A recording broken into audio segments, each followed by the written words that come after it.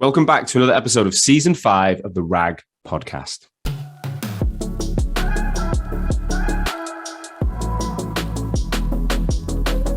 As you guys know by now, this is the #1 podcast across the recruitment sector globally. And we've always been on a mission to help recruitment agencies grow by interviewing founders and telling their stories of success from startup all the way to scale up and exit. Well, this season we're a little bit different. How do you, as a recruitment leader and founder, maintain your family and friendships whilst being the best person at work? How do you stay physically fit mentally and emotionally? And how do you find time for yourself in the madness? How do you find time for self-interest, for hobbies, and self-improvement? Well, to help you with this, I'm going to be interviewing someone every single week that can demonstrate experience in one or more of these areas. So I'm going to talk to recruitment founders and also some experts from outside the industry who can deep dive into things like relationships and health and well-being. So sit back, relax, and I hope you enjoy today's show. Hello, and welcome back to another episode of the RAG podcast. On today's episode, I'm excited. I'm excited to be talking about obviously recruitment growth, but I wanted to have a slightly different chat. I'm joined by Emrah Baykal, who is the founder and CEO of a business called RO. It's an energy dedicated recruitment firm headquartered in London, but do all of their business in the US, just launching out in Houston, Texas. They're a relatively small organization, 10 staff, but they're part of Tempting Ventures, which has like 80 recruiters across different brands. And really cool business, lots of cool stuff going on. But the reason I want to talk to Emrah is because not so long ago, I noticed him on LinkedIn and he posted about his own life journey and how he's lost loads of weight, how he's gone on to become a much fitter, healthier person. He trains in the gym twice a day. But then the impact of that on his life with his kids and his wife, and his business has been amazing.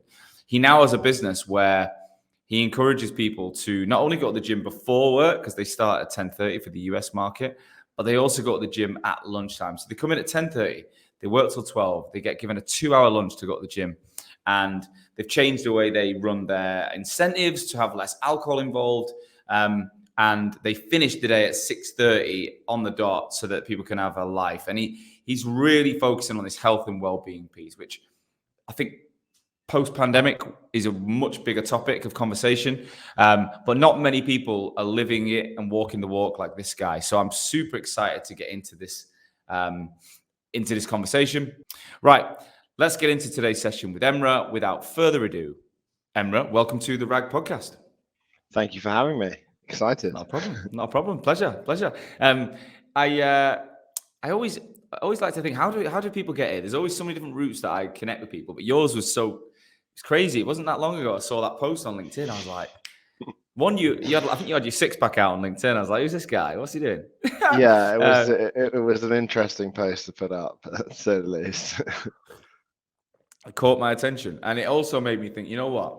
It's the first recruitment owner I can remember that has properly just spoke about the health and fitness of themselves and what they're trying to do, rather than just turn it into you didn't try and turn it into a sales post. You didn't say like, and we're hiring 50 people, so get in touch. Like you just made it really authentic about you. And I was like, I love that. So Emrah, I've done a little introduction, but I can never do it justice. Could you, for the listeners who don't know you, could you just tell us who you are and then give us like the little bird's eye view of of your agency right now, people, locations, sectors, that kind of stuff?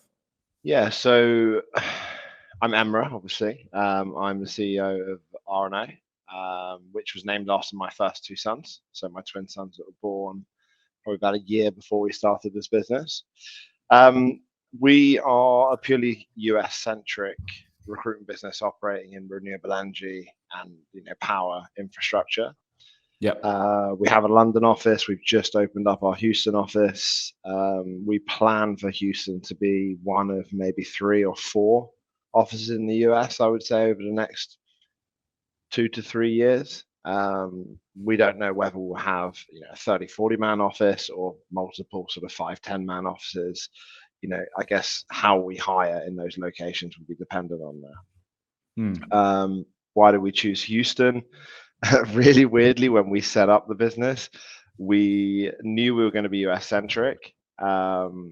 And at the time, all the energy recruiters that I knew of were in Houston. So we got a VoIP system and we pretended that we were in Houston. So for the past 4.5 years, we've been in Houston. I mean, obviously, last 2 and a bit years haven't managed to travel there as much, but yeah, no. Essentially, all of our clients have thought we were in Houston, so it was probably apt that we actually have an office over there.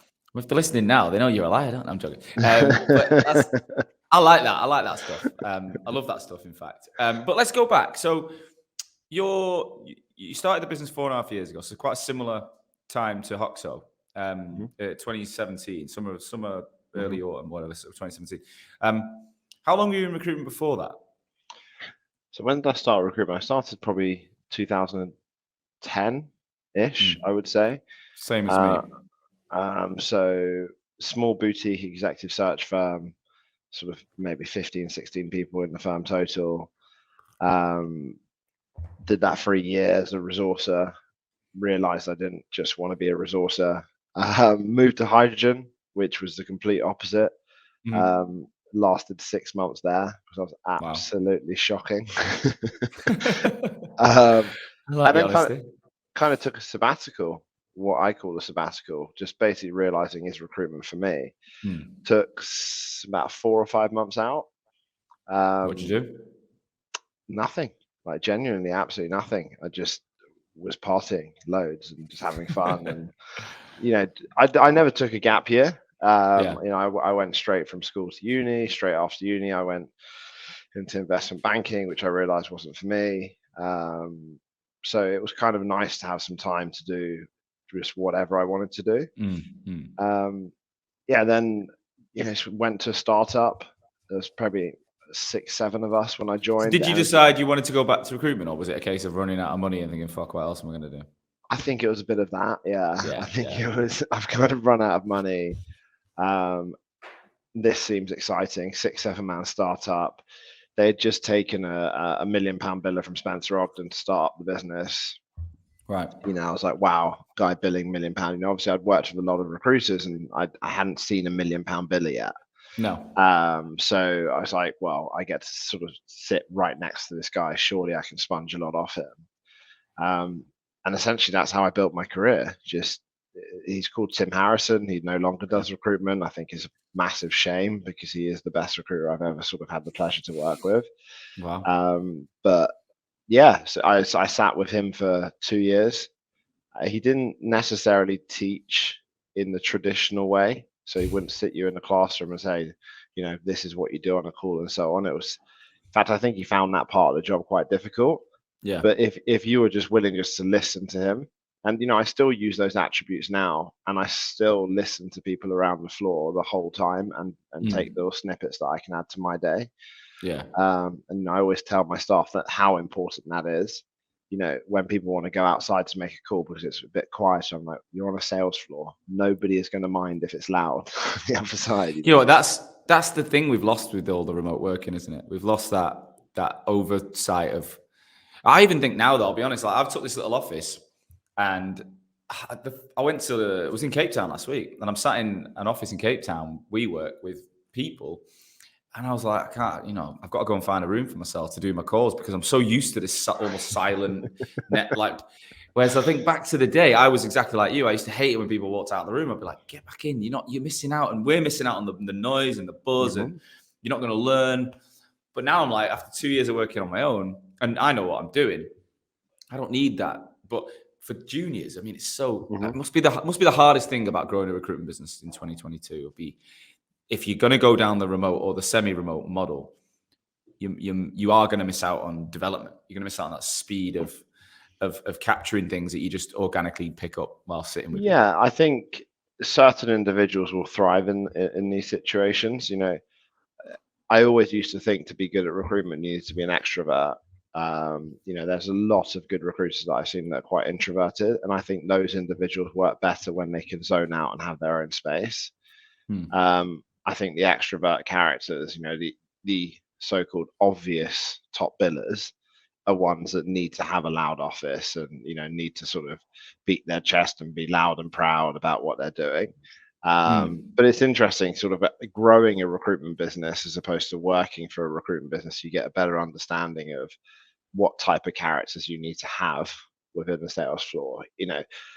I've made the mistake a lot of trying to hire people of a certain mindset, and it doesn't work. You need to have a multitude of characters in the office. So still blended. Exactly. So we offer everyone 1 day work from home. Even juniors get that, from when they first join. I think it's really important. I think more so than them being able to zone out, I think what we forget is, for us, a work-life balance is really important. Allowing them to do like house admin on a Wednesday, which is, they're at their desk. Most of their housemates probably aren't home if they're sharing a house with someone else. They can do their laundry and not have to worry about the rush, or have to do it on a Saturday and Sunday, which is like their 2 days they get off a week. How boring to have to wait next to a washing machine, little things like that is quite important. I think we'll maintain that 1 day work from home indefinitely. It might get extended, but I don't think it's ever going to get taken away. I love that. So this guy, the £1 Million Biller, was a kind of listen to me type character, which I think is common in our sector. When did you know you were going to start a business? When did it become very clear that you were going to? Because at one point you don't even know if you're going to do recruitment anymore, and then to go on and grow you've got a thriving business. So when did that penny turn? So I was there. I was at Voyage Global Energy for 2 years, and very quickly became their top biller. I then, probably immaturity more than anything else, I didn't really understand why I was being told to hit KPIs when I was top biller. Now knowing what I know, it's because, as a top biller, you have to set the example for everyone else. And if you want to grow out teams, you need to show that you need to hit metrics and et cetera, et cetera. So I think it was just naivety on my part. I kind of fell out with the business owner. We're mates now, but it was my fault more than his fault. I then got approached by someone in another group to go and work for one of his companies for a couple of months, get my desk profitable, and then we'd spin off and start a business together. Again, probably naivety on my part. I got really overexcited and thought, oh my god, I'm going to own my own business, and then didn't really understand the management structure of who owned that business and how that business was run and so on. So did that for 3-ish years. Got it to 600-700 EBIT, which was fairly decent. But we had a massive cash flow issues. We were doing business in the Middle East and North Africa, which was super difficult to get cash out of those countries. With reputable brands, but even still, the countries weren't allowing the cash to leave that easily. So we were stuck on 200 days plus debtor days. Wow, which was just crippling the business. So off the back of that learn, we've set up a new business, obviously with a new business partner, which is purely US centric. We have very little cash flow issues. We are fully self-sustainable. We're profitable. Have been, I think, from about 9 months into the business, 10 months into the business. Paid back what little loans that we got from the investor quite quickly.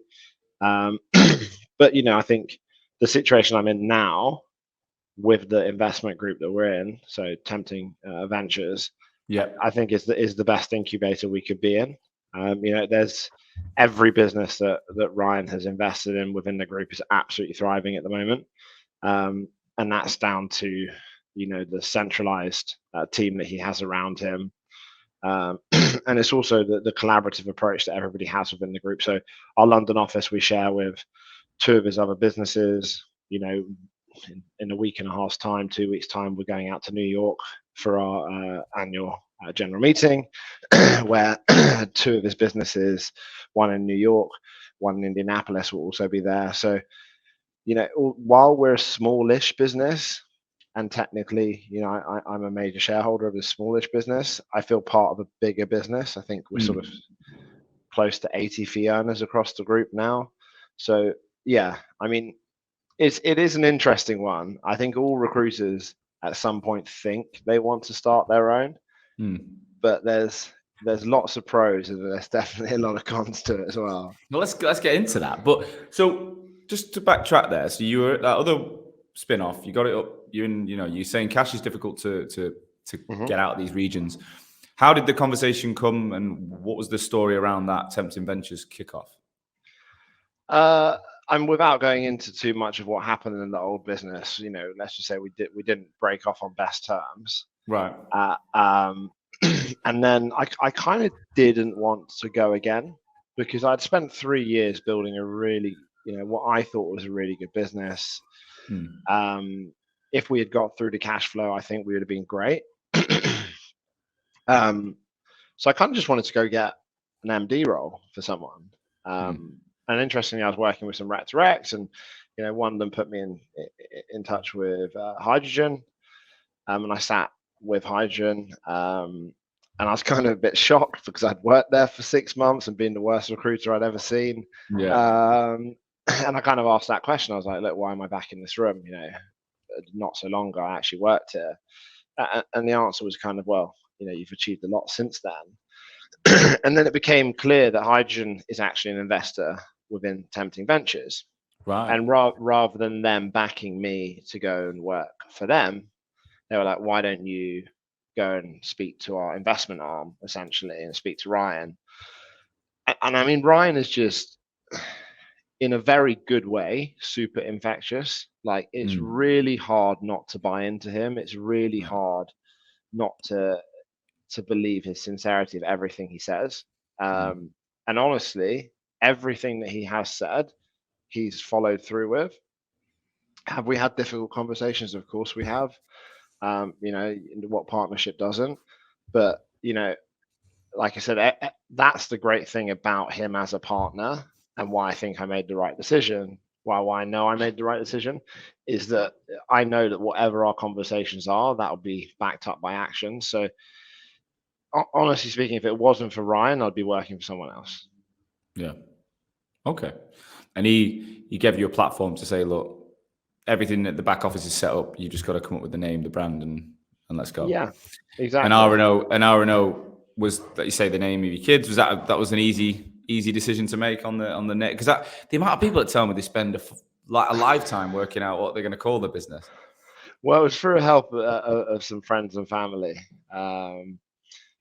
In hindsight, having 2 more kids since then has made it a bit more difficult. But no, I think, it was quite easy, and it rolls off the tongue. We've now, it's not R&O anymore, it's now RO, which we didn't realize when we rebranded is kind of similar to Spencer Ogden, SO. But there was no thought in that. It just looked nicer in terms of the logo.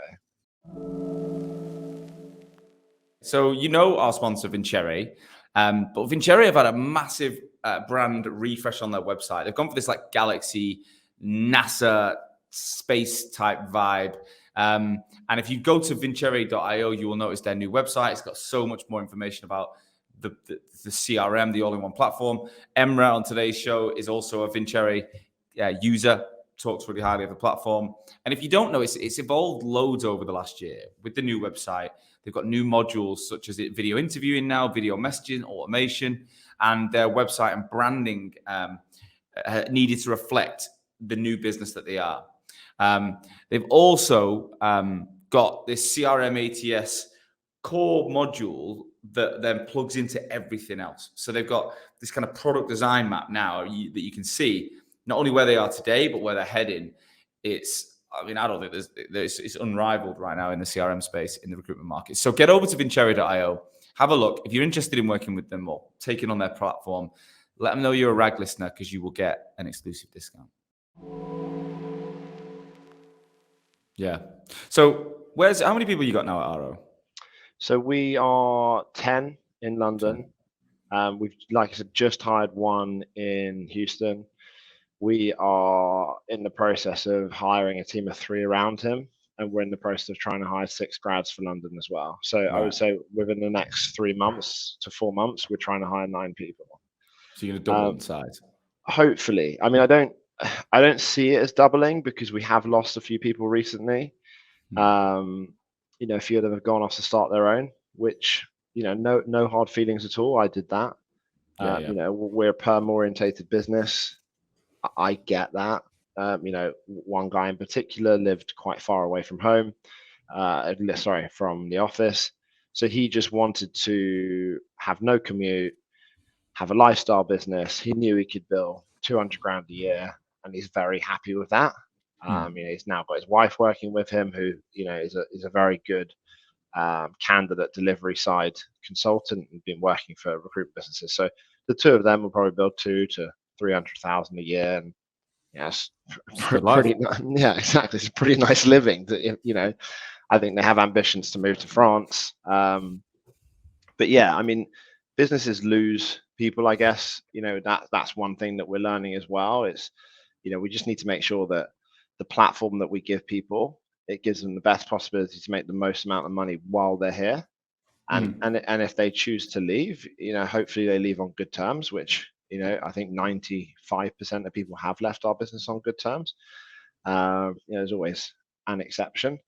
But no, we just want to give people the platform to earn as much money as they can here. And if they can earn more elsewhere, go for it. That's a mantra that I have of all the people that work with me. It's, if we're not giving you the best possibility to make the most amount of money, go and get it elsewhere and tell me what we're doing wrong so I can rectify it so nobody else goes. So what is your vision for the business? Like, if I was, someone who wanted to work for you, where are you heading? Like, why would we? I mean, making as most money you can is cool, but I still don't believe that's the only driver people work in the sector. What? Yeah, no, what, I mean, I think that's the initial reason why I think people get into sales. They want to make as much money as humanly possible. But I think what we want to be able to do is give ambitious people a platform to go and do what they want to do. Do they want to go and open an office in Charlotte in North Carolina? Cool. Show me that you can build a team in London, and then you can take that team with you, or you can go and build out a new team over there. We have no problem investing in people, or someone wants to start a completely new market area. Again, very happy to do that. The ambition is that once we eventually sell this business, or whatever we do with this business eventually, is that the people that have got to the top of this, I will invest in them to start their own recruitment businesses. Ideally, whether that materializes, I don't know. But we want to give people the platform to do whatever they want to do. And I honestly mean that. It's not, hopefully they want to do it with us and not with someone else. But, it's initially we want to give them enough money so they can have fun, take their partners on amazing holidays, go for £200-300 a head meals, the things that you can't do on basic salaries. And then after that, it's okay. What ambition wise, what do you want to achieve? Do you want to have a team of 60 people? So I actually listened to a podcast the other day. Forgot the person's name, but was quite high up at Faden, and essentially it was he now runs the US office for Storm 2 and Storm 3. And it was amazing. They had like 60 people start in one day, and I was kind of listening to what drove him, and it was always what's next. And that's kind of what we're trying to give our staff, that they have all their promotional criteria set from day one. They can help shape that. If they want to go and open an office, it's like, cool, okay, well, this is what the office is going to cost, this is what your P&L is going to look like, this is what you need to generate. If you get there, we'll do it. So that's kind of, we're quite fluid in that manner. It feels like it's clear that you're allowing people to create their future. But have you got a vision for what the business looks like, or are you quite open to how it evolves based on what others want? And what do I want to achieve? I want to get to a reasonably sized recruitment business. I want to get to 40 to 60 heads, realistically. I kind of want to make my role to being able to nurture the future leaders of the business. So as opposed to spending so much time with every person in the business, I want to just be able to concentrate on my time on how to upskill the people at the top. And then they can concentrate their time on the bottom. It's not because I don't think my time's valuable to the people at the bottom, but I want to entrust the people within the business to be able to do that as well. But no, I mean, as any person that starts a recruitment business, I guess there is an exit strategy at some point. But similarly, if we're having loads of fun and making loads of money along that journey, why would you exit? Exit gives you a one big payday, but you're getting a payday every year anyway. So, and as long as you're continuing to enjoy it, I mean, I still enjoy recruitment. I still enjoy rolling up my sleeves and getting a deal over the line and finding a candidate and spending loads of time with that candidate. So until I stop enjoying that, I don't think I'll take myself away from the front line just yet. So how much are you still billing as like everyone else then? Are you still totally on the Yeah, I still bill. I'm not top biller anymore. But yeah, I am still billing. I'm still actively involved. I still run a large number of the accounts here. It was just yesterday I was telling the team, when I started, and Samuel Liggins was one of our first hires. Him and I were sort of working any role we could get our hands on, fees of $10,000. I don't mean to laugh at a $10,000 fee because, it was very kind of clients to pay us that back then when we were an unknown. But, we wouldn't look at a $10,000 fee now because it's just not worth the aggro. You will do the same amount of work for a $10,000 fee as you will for a $40,000 fee. And actually, as we've discussed previously, some of these lower fees have a higher dropout rate as the candidates are more fickle. When you're dealing with a 160 to 200k candidate salary wise, they are much more committed to you because you're helping them at their career. Whereas, someone on the lower salary level is just like, well, it's very salary dependent for them to move. So that they will drop you immediately. So no, it is interesting, how things have changed. So how has the business evolved then from, like, what was day one like when you're part of a group? Did they put you in an office and just paint the picture of the early days of what it was like, and then we'll go through. So I was one of the first investments. So when we started, there's another recruitment company called Oho, who used to be, I think they used to have some sort of agreement where they had some sort of management services from Ryan. I'm not sure how their relationship was, to be honest, but either way, they had some sort of working relationship, and they used to have an office just around the corner from here in Victoria.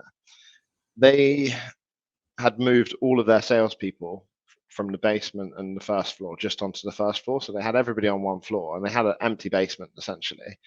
So I was in there all by myself for about 6 weeks while we're sort of trying to hire people. Back then, obviously, there was no such thing as working from home, so I found it really odd sitting in this huge room all by myself. So I think about after 6-7 weeks, I moved in with Tempting Ventures into an office in this very building. So we've been in this building now for 4 years. So we were in a small 7-man office, I think. Since then, we've gone from a 7-man to 16 man to 16 plus 2 8s. Now we're in an office, I think it's got 50 or 60 desks, but actually we've just knocked down 2 walls and 2 offices behind us to make it bigger. So we just spread out the desks. We could probably get up to about 70, 80 people in there. But yeah, it's been nice to watch the evolution of the group as well. So you're in there with the other businesses, the other brands, Yeah. So so it will feel like a much bigger business. Yeah, sure. I absolutely love that as well. People forge relationships with people that they don't necessarily work with day in, day out. There's people will go for beers and drinks with people in any of the other brands, which I think is great. They don't feel like they're working for a 10, 15, 20 man business. They feel like they're working for one of the larger corporations, but get more attention potentially than they would at one of those larger firms. You're a boutique brand within a multi-brand group, a bit like a Faden or Storm. That's what they're trying to do. But the Storm guys are doing it on a different scale than everyone else right now. They're going nuts. It's crazy. I don't And understand it. what's your so tell us all that I've had Claire Cooper and I've had James Brown on the show, the guys who found the whole thing. And they are taking 30, 40 grads on day one, and they've been and at a time. And you said to me, you're struggling right now. You're trying to get 6 in London. Tell us what's the current experience like of getting graduates into an academy or whatever. London is proving more difficult than I thought, which was a big play of why we're trying to build out Houston as quick as possible. And why we're open to other locations. So one of our other businesses, well, not my personal, but Tempting Ventures other business in Indianapolis, it is just hiring unbelievable graduates into their team. And they built their business model incredibly well. It's really well run from top to bottom, but they are just not finding it that difficult to find great recruiters. And I think, the guys at Storm kind of said as much as well. In America, you just get a much higher caliber of graduates because for them, recruitment, i.e. sales, which is the way they see it, isn't kind of like a secondary potential job. It's actually a fully fledged career over there. I still think that people have some sort of stigma attached to recruitment in this country. Oh, without a doubt. And I think it's a massive wrong misconception. Because people can forge amazing careers, earn loads of money, make amazing friendships.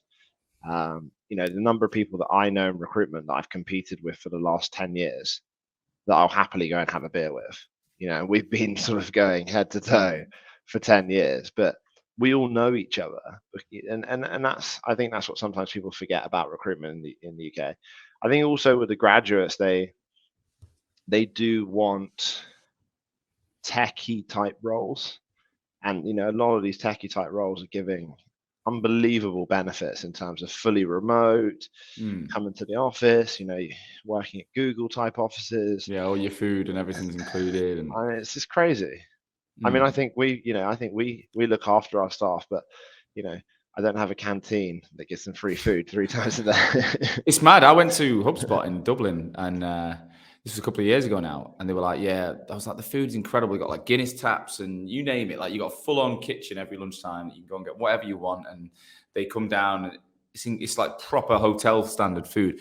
And they were like, we didn't have that until Facebook moved in and did it. And then Google did it, and then we had to do it. And basically, they're in this bubble in Dublin where all the headquarters of these big US tech firms, and whatever one of them does, they all quite quickly start losing staff, and then they all have to do. So you're almost at mercy to what the other tech companies are doing. In recruitment, I do believe, I think you completely bang on there. It's seen as a secondary career. You don't meet people that say, I wanted to work in recruitment in this country. It's always I fell in. The only word that is ever used is, I fell into it. Whereas, whenever I talk to US owners, they use the word recruiting or headhunting, and they seem, it's a bit more sexy, it's a bit more glamorous. Like to be a producer in the US, it's like this headhunting, almost like it's like a movie type role. Whereas in the UK, it's seen as car sales or door to door. It's like literally you only do it because you can't do something else. But it's not the truth. It's so far from the truth. It's madness. What I want to talk about with you, though, is that obviously the reason that you really stood out to me in the market was based on you as an individual and what you've done over the last couple of years to change your lifestyle. So tell us a bit more about this. So was it in the pandemic? When did you look at yourself and go, right, I'm going to get fit? Because personally, you've had a transformation. Well, it's quite interesting. So, ever since I've worked in recruitment, everyone's always said recruitment derby. You'll get recruitment derby, and it's so true because you drink too much, you eat absolute vile food. It's delicious, but you're having McDonald's and bacon sandwiches and pretty much anything that has the highest fat content you can possibly. And look, I love it. Everybody loves it. As long as you're not a vegetarian, I'm sure you'd love that kind of food.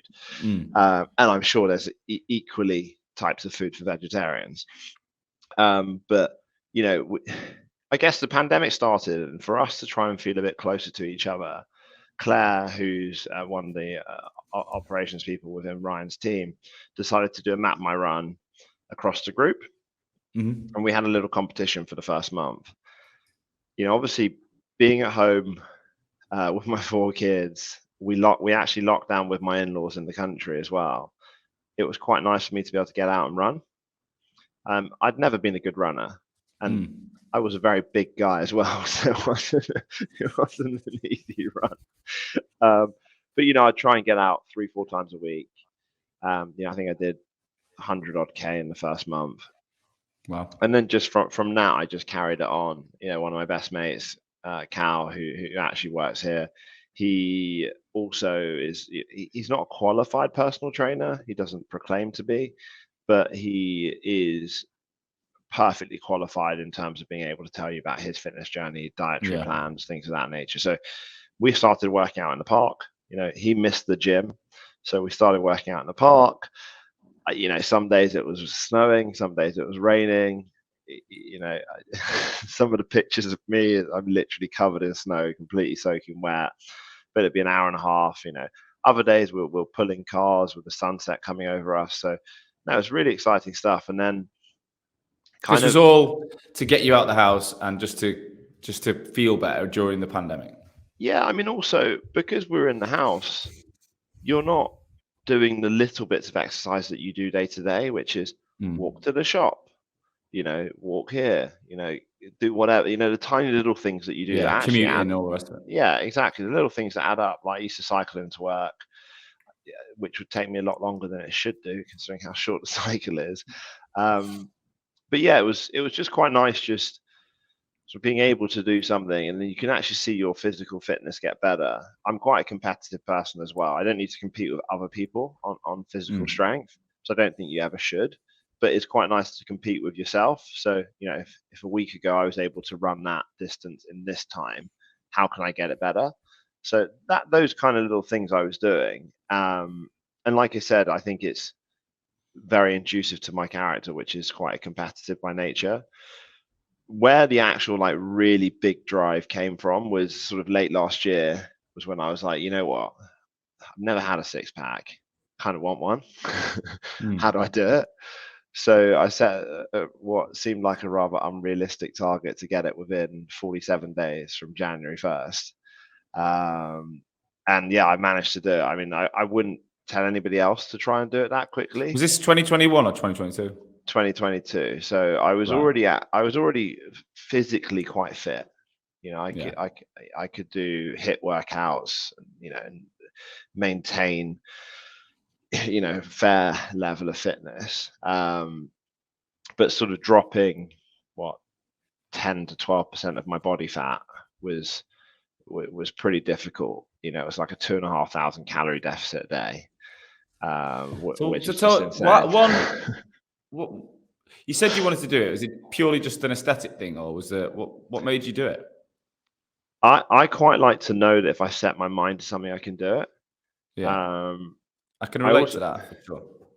I also kind of wanted to prove that if somebody else can do something, then I can do it. And that wasn't just for my own personal, so that I could kind of show others. And that was the LinkedIn post wasn't about me going, it's all about me. And I'm glad it didn't come across that way to most people. I did get one comment that was sort of that way, but that wasn't the intention. The intention was kind of like, look, guys, if I've done this, anybody can. It's just about getting up, deciding you want to achieve something, and going for it. And I think that's a lesson that we should all take in all aspects of our life. It's in recruitment as well. You're looking there, you're sitting to your right. Like we said, recruitment's a job that you don't need to be a genius to be able to do. You don't need any specific qualifications. I would say 10 years ago, we all thought that the only person that could be a salesman would be an extroverted, ballsy, pick up the phone, smash that phone, do this, do that. But nowadays you can see the introverted characters are able to make an amazing amount of money. In some cases, more than that extrovert. So that's the point. If somebody else can do something, so can you. And that's kind of what I wanted to sort of relay initially to the people that I work with, and then secondary to the wider audience on LinkedIn. Did you make it like public at the time in your own circle that you're going to do this? Like, was it, guys, I've got 47 days, everyone knew it was happening kind of thing? So my wife actually recorded a video of me over Christmas saying, I will have a six-pack by February 17th. And she was like, I'm recording this, but there's no way you're going to actually do it. So tell us what you did do. So how did you, because I went on a journey, I've not got to a six-pack, but I've been on a journey since 1st of January as well with running, right? And today I did my 104th run of the year. And that's insane. I've loved it. Yeah, I've loved it. I've also just been drinking for about 10 days and it's ruined all the work that I did. But I can remember that 1st of January, I was like, right, my change was I wasn't going to drink in January. I was going to run every day. I wasn't going to eat breakfast. And I was like, I can easily have a calorie deficit if I'm never that hungry in the morning. Anyway, I'll just eat lunch and tea. And that was it. And it worked. Like, it worked pretty well. I dropped about 5 kilos in a month, but I didn't get anywhere near the six-pack levels. So tell me, how did you work that out? What did you do? So I didn't drink for 47 days. So actually a lie. I had one gin and tonic. I wasn't, for some reason, my wife and I weren't being able to spend Valentine's Day together. So we did Valentine's Day a week before, and I just had one gin and tonic at dinner together. But apart from that, didn't drink, didn't have any fizzy drinks, ate very little. Well, I had almost no processed food. The only processed food that I did have was like vegan/vegetarian food, which predominantly is quite processed. Like the fake chicken and all that stuff. Super high protein in everything, but it was just it really is. It's just simple maths. You just have to burn more than you're eating. We did a bit of manipulation towards the end, so it's quite interesting. So it's the weirdest thing. So about week 10 days before it ends, you drink so much water that your body just gets used to sort of obviously getting rid of it. Then when you cut out the water for about 3-4 days, your body still thinks it's got loads of water, so you're still going to the loo, and all you're doing essentially is taking all the water away from your skin. So it does make your skin just tighten a little bit. So bodybuilders do that before shows. Not saying that I'm a bodybuilder in any way, but it was very much, I needed that picture of me having a six-pack. I'm going to do it again so I'm off to America where I know I'm not going to eat particularly well.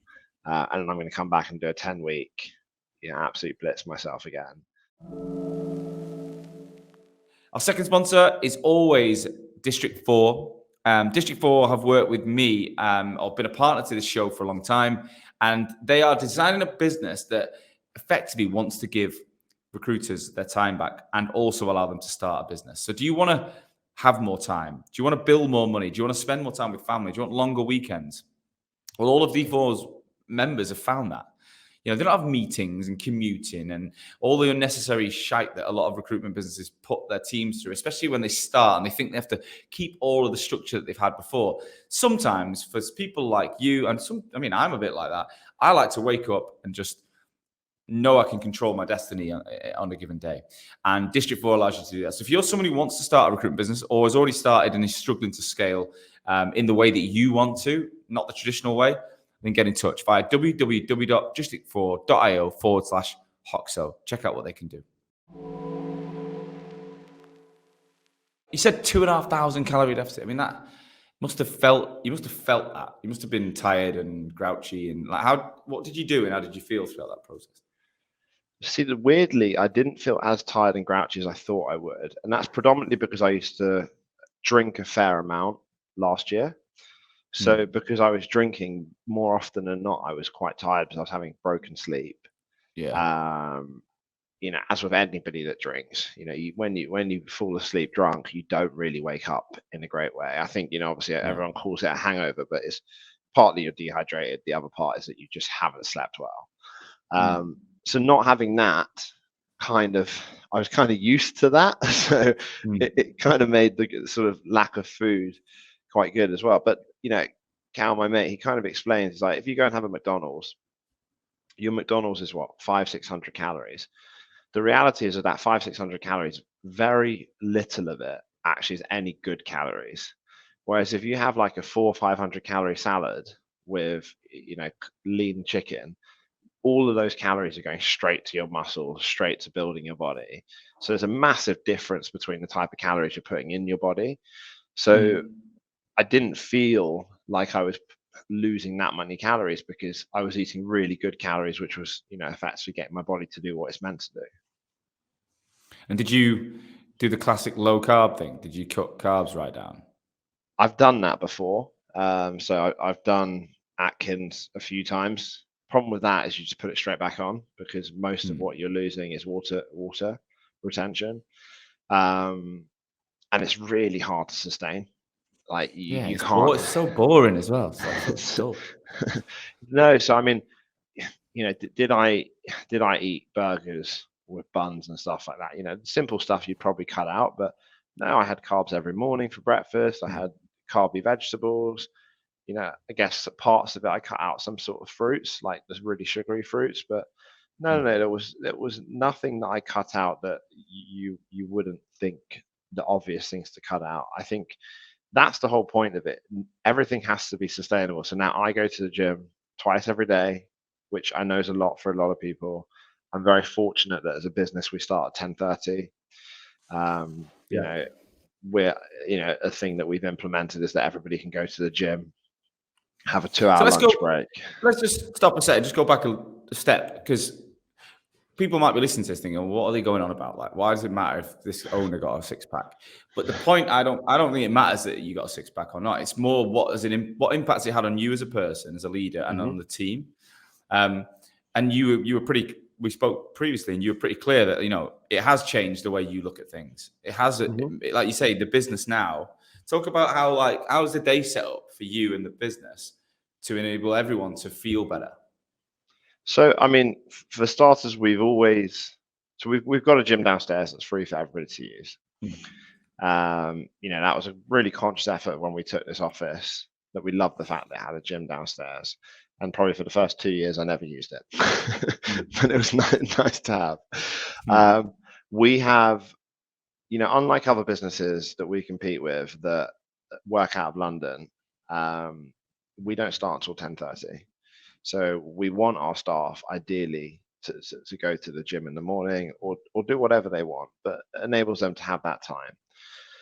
Despite starting at 10:30, we also allow our staff, and this is more of a new thing. It hasn't been a thing for ages. This is because of my journey, and because of the fact that I like going to the gym at lunch. They also can go to the gym at lunch. If they go to the gym, they're able to take between an hour and a half and 2 hours. Essentially. And what time's lunch? What time? If they're getting at 10, what time's lunch? Is it still 12 or 1, or is it a bit later? It's still 12. So I know it's quite early considering how late they get in, but essentially you can't get on the phone until about 1 to 2 o'clock because of the time zones in the US. So essentially I wanted to go get that out of the way and then be able to get on the phone. But then the weirdest part of it is we still finish at 6:30, which is not late. And that's, well, not late for recruitment anyway. And the main reason for that is just the work-life balance that we want our the team to have. We used to do 8 o'clock finishes if we needed to. And you know what? People will still work late if they need to. But the idea is we don't want people to feel like they have to be in the office. So the changes have very much been centered around, the team, healthy things for them. So, we haven't actually in the last couple of weeks, but typically we do get sort of fruit for the team and things of that nature. Honestly speaking, we used to go out and drink loads as a team, because that's what I kind of Yeah. grew up with in recruitment. Yeah. That's Yeah. how you show your team you care. You take them out for loads of beers and have fun. And look, we do occasionally, but I think I've definitely noticed the team are fitter, healthier, mentally more there because we don't go out drinking as much. I think I was definitely guilty of that. I used to find any excuse to take the guys out for a drink, mainly Mm. because I wanted to go for a drink. Mm. um, but no, I think people were coming in far more refreshed. I think more collaborative ideas are being spoke around the office because people are just healthier. I think because so many people in the office go to the gym, you can just notice people's lunch routine has got different as well in terms of what they're eating. Mhm. Rather than, I can't remember the last time I saw a McDonald's for lunch. Yeah. Which there's nothing wrong with McDonald's. I mean, I've probably had a million McDonald's if I count it all up, but um, it's nice to see that people are taking care of themselves, because I've noticed a massive difference in my mental state since I stopped drinking as much and started exercising way more. What's the main difference for you? I think I'm just clearer in what I want to achieve and how I want to achieve it, and I think my interactions with people are a bit more defined because of that. My message doesn't deviate from day to day.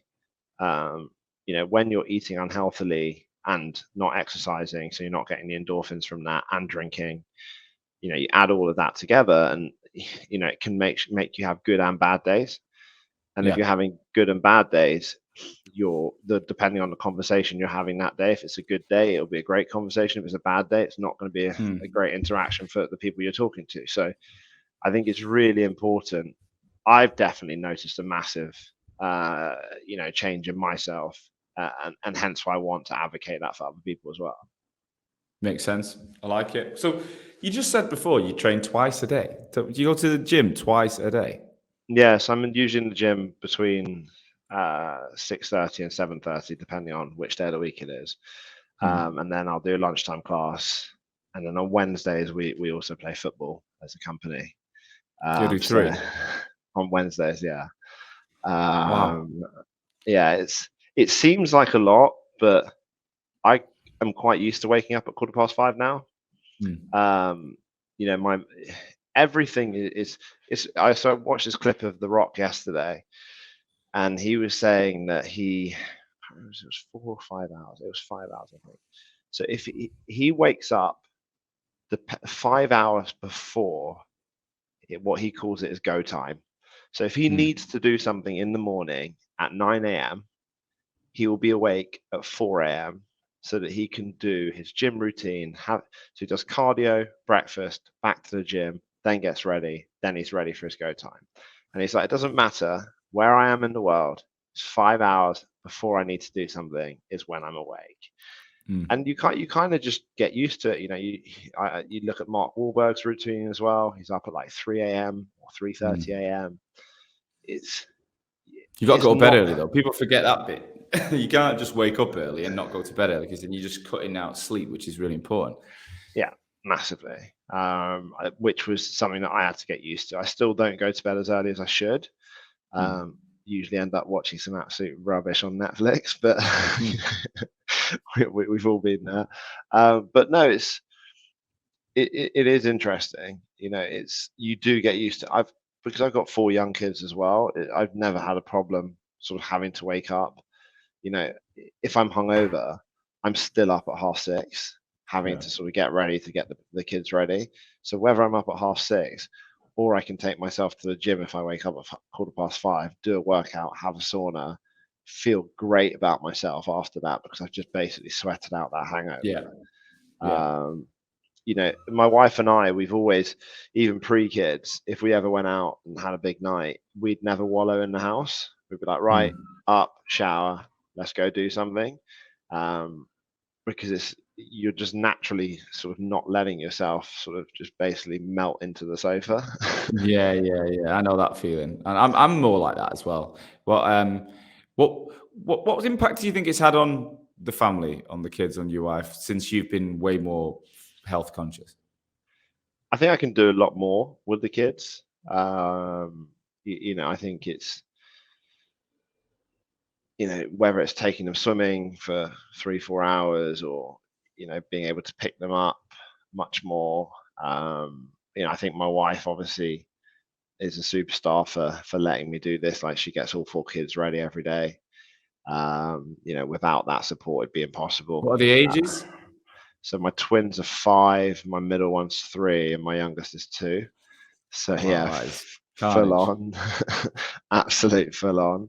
But no, I mean, yeah, I think it's, like I said earlier, my mental state is better than it was. So I get less frustrated at, things that they do Yeah. that's kids. I mean, I probably did way worse when I was a child.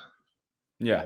Well, I've only been living with my partner and 2 kids for 4 or 5 months, and I found it really difficult at the beginning to wake up. And I used to live in a flat with my dog in Manchester in this beautiful city centre Zen apartment, and then suddenly I'm living in this house with 2 dogs, 2 kids. My partner, she's getting ready, and she wasn't asking me to do anything, and she still doesn't. She's the same. She gets it all going, and she's amazing. But naturally, I would want to get involved, Hmm. try and like learn, but I would find myself struggling with it, and it was because of my own. I was waking up, maybe having a coffee and not doing anything, maybe going out for a slow walk with the dogs, but I wasn't.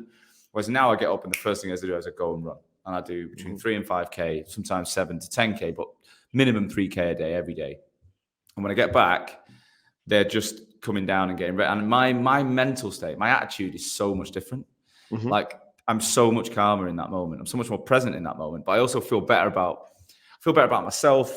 I've done something. I don't know. I don't know if it's we're just wired a certain way, but if I I've think not done something for me, I'm a little bit more grouchy with other people, if that makes sense. Like, I need to I, get my own shit done to be the better version for others.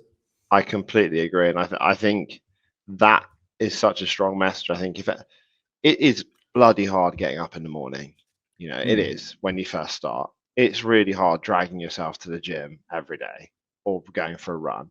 When it's freezing cold, pitch black mm. outside, you look outside and you're like, I really want to go for this run.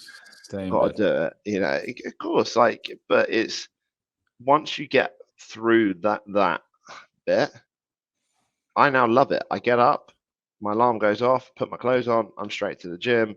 That's my Mm, me time. You know, whether I'm going to do a really intensive workout or whether I'm going to do a sort of 60, 70%, a bad workout's better than no workout, as my mate keeps telling me.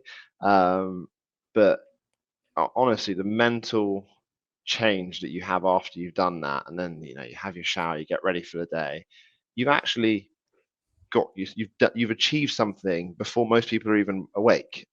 yeah, yeah, it's massive. It's massive. And I mean, I'm not. I sometimes do two, like you. I do a run in the morning, then I'll do calisthenics at lunch as opposed to a class. Um, I'm not doing any weights at the minute. I don't know if to pick that back up. I've had a break from it for about. I think I went to the gym before the pandemic, and then I've not really done it. I've just done body weight stuff. Um, I don't know. Part of me's like, I don't know if I ever want to do weights again. I quite like just body weight work, but you get bored of anything you've been doing for a while, right? But yeah, doing 2 in a day. I think I've built a lifestyle now. I can do it. Whereas looking back in my recruitment days, I remember I used to go out at lunch and I put my bag on my back, and people were like, where the fuck's he going? Like, the whole office, and I was the top biller, and they'd still be like, where's he going? And I come back and they'd be like, where have you been? And I'd be like, gym. And they're like, ooh, like as if like you're a part timer, like as if it's like it's going to negatively impact. I don't get it. Like, it's weird. So I'm loving that the stigma now has changed. I'm loving that Hmm. recruiters have changed. I think the younger generation are definitely more aware of like health, fitness. They're just aware of things more than maybe we were in our early days. In I things like think social media and body consciousness and stuff, there's so much more information readily available now. I think as well, their businesses are much more relaxed these days than they ever were. I think, the Mm, example that you gave of those tech businesses, I think someone made the move initially that, you know, you don't have to be on the phone for 4 hours a day, or you don't have a chair or whatever it is. I mean, mm, I remember days of literally not having a chair because somebody hadn't hit their call stats in our team, and you'd literally come in and not have a chair all day. I mean, and we just That's just, accepted that. That was just yeah, like, it's that's ridiculous. just fine, cool. I won't have a chair. And you couldn't kneel down, so you had to sort of arch over the laptop to put your computer at the time, to put your notes on whatever system you're using. I mean, we use Vincere. I've seen that you guys are sponsored by them as well. Yeah, yeah, Great CRM, by the way. yeah. But no, yeah, I mean, nowadays, people get up and leave on the dot when their time finishes, and no one says anything because that's Yeah. just part and parcel of it. I remember if you left half an hour after you're meant to, be like, you just clock your card as you walk out. Just thanks for the overtime today, and you're like, I do have stuff to do. So yeah, no, it's great to see that the recruitment industry has changed. That it does allow people to be more conscious of But that. I think what's different about you is you're leading from the front on this. So if you're going to the gym as the owner, as the leader, and you're the one who's promoting fitness, it's way more chance of this sticking than if there's two people on the grassroots doing it, and you as the owner is like, well, we're going to go to the pub, like, because people will automatically follow the leader, they'll automatically do what the boss does. I think there's a lot of people. I find a lot of people talk about it, but don't want to commit. They don't want to do the hard work. It's like I'm running this challenge, and I've got a group on WhatsApp with there's about 15 recruitment owners or recruitment leaders in it at the moment, running every day in April. And the enthusiasm in the group on day one was insane. Like everyone's like, now you've probably got 50% doing it. And I don't know where the others have gone, but I mean, it's completely, I said at the start, not everyone's going to complete this. It's not a problem. Do what you need to do. But I do think it's just so many people naturally want to be fitter. They want to but when they work out what's involved, it's an early wobble. Whereas if you can get through that 15 days or something, 20 days, it becomes, I was on a stag do in Newcastle this weekend with 20 lads from Manchester I grew up with. And in the morning, after 12 hours of drinking, I'm running down the Tyne River. And they're all like, what is he doing? And then the next day, I'm running down the Tyne River twice. I did it. Like I didn't miss it. I was like, but it's not like I wanted to run. I didn't wake up going, I'm dying for a run. But I was like, mentally now, there is I can't not do it. Like I have to. If unless my legs are injured, I'm going out. And I'm not running quick. I'm not running any personal best times. I'm doing 3K, pretty slow, but I'm up and down that river. And at the end of it, I feel like I've achieved something, even on a stinking hangover. So it does take a while. If you'd asked me that a year ago, I would be like, I wouldn't even think of it. Whereas now it's like, it's all about building habits. And it sounds like you've also built an insane habit that is now rubbing off on the team, which is awesome. Well, I hope so. And I hope it enables us to hire as well, because, I think allowing people that platform to be able to have that, I don't think a lot of our competitors are doing. I don't want it to stay a competitive advantage for too long. I genuinely want as many people to embrace this as they possibly can. I think a lot of people are very quick to talk about, what they can do for mental health and how seriously they want to take it. But actually, what does their business do to help their staff? Like I said, we want our staff to be able to finish at a reasonable hour. Any earlier than 6:30, and I think we wouldn't really have enough hours in the day working. So that was our compromise. But we want them to go home and not feel like they have to work 24/7, like I felt like when I first started recruitment. Yeah. We want them to not have to be in at 8:30. Start at 10:30, so they can either wake up later or go do something for themselves or go to the gym. We want them to go to the gym at lunch, so the hour and a half, 2 hours, they can go, you know what, I've achieved something that's different to what my workday achievements are. So, I don't know how much it will help people in the long run, because I think there's lots of factors within mental health, a lot that I don't fully understand. I don't think a lot of people do, but whatever we can do to make sure the platform that we enable people that work here to have, the best mental mindset, we will do. And we're very open to other suggestions. So, if people want to suggest other ways, so, we're looking at changing how we do company incentives. So, rather than it being, which was always the case, let's go and have a massive piss up on a day, let's actually go do something like escape rooms, or something like that, something that's a bit more mentally challenging. Or, we ask everybody in the company what they would like to do now, as opposed to what I've seen before. And what I've always done is, let's put Ibiza as our holiday incentive, because who doesn't want to go to Ibiza? It's actually, well, does everybody want to go to Ibiza? Is that really what they want to do? It's also all around alcohol. Like my mate's launching a business at the minute, which is called WeConnect, where he's going to help recruitment or corporate businesses, recruiters included, connect with their teams through going hiking and doing 2 days in the Peak District or in the Cotswolds, and they might have a drink and they'll have dinner at night and stuff, but it's more about the outside fresh air, the achievement. It'll all be taken care of. And exactly. I'm like, and if you want to have a drink, great, but if you don't, it's okay. Talk about it, but talk about that at the beginning as a group, right? Who wants to drink this week? Who doesn't want to drink? Not instead of going, you're not having a beer and making people feel like shit. It's like, well, no, I'll be honest, I don't want to drink on this trip. I think having that conversation at the start and making it very clear that, look, everyone's got a choice. Let's not pressure people, like whatever they want to do. I think that's the change that I love the idea. And I think you will connect better with people if you're sober. You will connect better with people if you're out doing, things that are good for you, as opposed to just. I mean, I had a good time on that stag do, but honestly, I've come back and I've gone. It's put me off drinking again for another 3 months. I think it's just like, because I had fun with it, but I'm like, I come back and I could have been doing better things with my day. We had the group quarter lunch club, and I mean, it finished at 6. Like, it wasn't even late, but it was just, obviously where I don't drink anywhere near what I used to. You have a nice meal, you're drinking a lot, and then some people decide to bring out some shots. Woke up in the morning, I was like, what the hell has happened? I feel like I've been run over. It's terrible.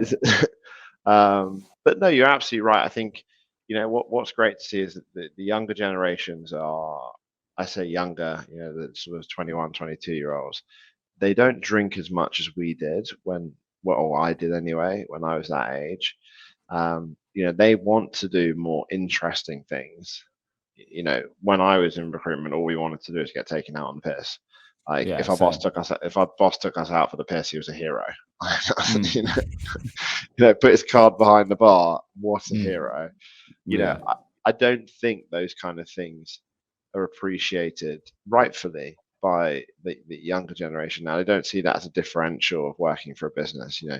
I see adverts on LinkedIn the whole time, and it's like, we have a bar in the office, free drinks fridge. I don't think that really attracts people anymore. I mean, obviously everyone likes to have the occasional drink, but I saw someone slating the other day that a company gives free gym membership, and I couldn't really understand why they were slating that. That I think that is quite an important thing. Just remember, mate, what people say is a reflection of them, not you. So someone who's slating it is looking at themselves in a mirror going, I should probably go to the gym more. They've got an issue with it. And it's seriously, that's the one thing I've learned in life is whatever people say is usually a reflection of them, not you. So if you're doing what you're doing, you're happy with it, and someone's got an opinion. I put a post up on LinkedIn today about people, what do you do when people disagree with you? And I'm like, do whatever the fuck you do in normal life. Talk to them, have a debate. If you don't agree after a bit of to and fro, move the fuck on and get on with your day, because not everyone's going to agree with you in life. That's okay. You don't have to end up in an argument with everyone. And it's the one reason I think people don't talk online is because they're so frightened of what could happen. Like, I bet you were, thought in your head, well, if I put this post up, what are people going to think of me? Before you know it, you can put yourself off doing anything. But it's about living your life and realizing that other people's opinions are based on them and not you. And that's what I've learned. Yeah, no, I completely agree. Like I said, we used to do the advert saying, we have a beer fridge and all that stuff, and I just found myself, it wasn't, I know certain businesses want to be built that way, and 2 years ago, I wanted to build a business that had Jack the lads, everyone wants to get absolute play hard, work hard situation, work as hard as you can, run through walls, go out drinking, get shit faced until 3 a.m, come into work, smash it out again, because that's the kind of environments that I worked in previously. But yeah, it's what I knew. But, we also didn't know that, most of the people that were doing that probably had some sort of mental health problems that they didn't want to talk about. They probably didn't even know they had it, because it was not really a thing for people to talk about back then. And I think we're so much more conscious of it now. And as we're conscious of it, what are we actually doing about it? Are we creating an environment that we can do the best we possibly can to enable people to have the least amount of stress in their workday, the most amount of me time that they possibly can? At the end of the day, we are a sales business. We do require them to make money for the business. That is a fundamental of our business, but we can provide them the best platform to look after themselves as well. Exactly. Mate, I could talk about this stuff all day, as you can probably tell, but we have run out of time. If anyone does, I reckon there'll be people who listen to this who'll be like, this is the sort of stuff that we need to do. Like, we need to be, we need to change the script around the narrative around alcohol. We need to think about, would you be open if any recruitment owner reaches out, wants to pick your brains, you're open to a chat? Yeah, of course. Like I said, I don't want this to be a competitive advantage of us. Yes, it might help us hire people now. But there's no reason why other recruitment businesses shouldn't do this as well. And I implore them to. The positive impact that you'll have on your staff is way greater than me having a slightly competitive advantage to being able to hire that sort of small demographic of people that this caters to. Because even people it doesn't cater to immediately, I can tell you right now, once people embrace it, like we spoke about the 15 days, once people embrace it, it becomes a lifestyle, and you'll see a massive improvement in their mental health. 100%. Mate, it's been an absolute pleasure. I hope people reach out to you. You're going to be tagged in everything that we do. Perfect. I'm going to be let's keep an eye on what you're up to, and we'll get you back on again in the future, okay? Fantastic. Thank you so much, buddy. Cheers, mate. Thank you, as always, for listening to today's show. I truly, truly hope that you got value from it. That's the only reason I take time every week, is to ensure that my audience, future and existing recruitment owners, are learning from each other to make this industry that I love so much stronger. Today's episode was brought to you by Hoxo Media. I am the CEO and founder of Hoxo Media, and we are the world's leading content marketing and personal branding agency for recruitment businesses specifically. So we are working with over 200 agencies and 2,000 recruiters right now, both managing the brands, producing content, building written, video, podcast content for niche recruitment agencies all over the world, as well as coaching at a desk level individual recruiters in your businesses how to be better on LinkedIn. That's how to brand themselves. That's how to produce content. That's how to use the opportunity on LinkedIn to get traffic to their profiles and turn that into business. We're coaching people all over the world every single day. If any of that sounds of interest, please do visit www.hoxomedia.com or drop me, Sean Anderson, a personal message on LinkedIn. I would love to talk to you. Tune in again next week. That's live on LinkedIn. I'll see you soon.